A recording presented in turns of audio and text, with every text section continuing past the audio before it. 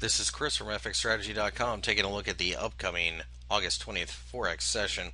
As you can see, this is the dollar yen in front of you, and we had yet another bullish session on Friday. It's been a pretty impressive week, quite frankly. However, if you're not in the trade yet, you're late to the party. We are certainly running into some noise at this point. We think 80 is calling. So, of course, if you are long already, that's a good target. But to get in here is simply chasing the trade. 80.60 above is the gateway to 84, so still worth watching. We prefer pullbacks. We need something to kind of build up the momentum to go through that area above anyways, so pullback does make sense. Quite frankly, that's what we look for, and we do welcome it. The Bank of Japan is below, so we don't want to get involved from the short side. We'll just simply let it fall back to a supportive area and buy again. Looking at the yen versus the Swiss franc, the Swiss yen pair, you can see that we had a bullish session on Friday, and this kind of leads into the whole discussion of the possible pullback coming. We formed a shooting star, and we formed it right where you'd want to see it, right around 81.50 or so.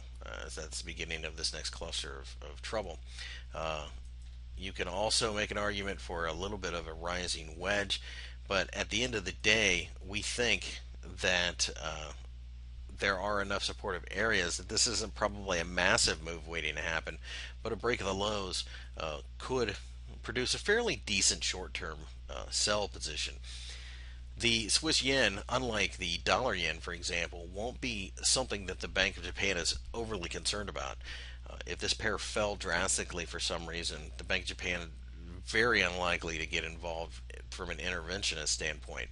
If the dollar yen fell rapidly, though, that would be a completely different story. So as such, this is definitely one of the safer pairs out there to short if you're going to be buying the yen against the currency. As such, we see a couple other different possibilities, and the shooting star almost acts like a doji in the sense that if you break the top of it, that's a very bullish sign, actually. So on a break higher, we would be interested in going long. We do know that there's a lot of noise up here, so that would have to be overcome. Break lower is the more classic signal. We like that. Probably down to the trend line or so and see what happens then. If we can get below that, then we could probably test the bottom again. But it does look like a pullback is in the works. For FXStrategy.com, this has been a look ahead at the August 20th Forex session in the dollar yen and franc yen pairs.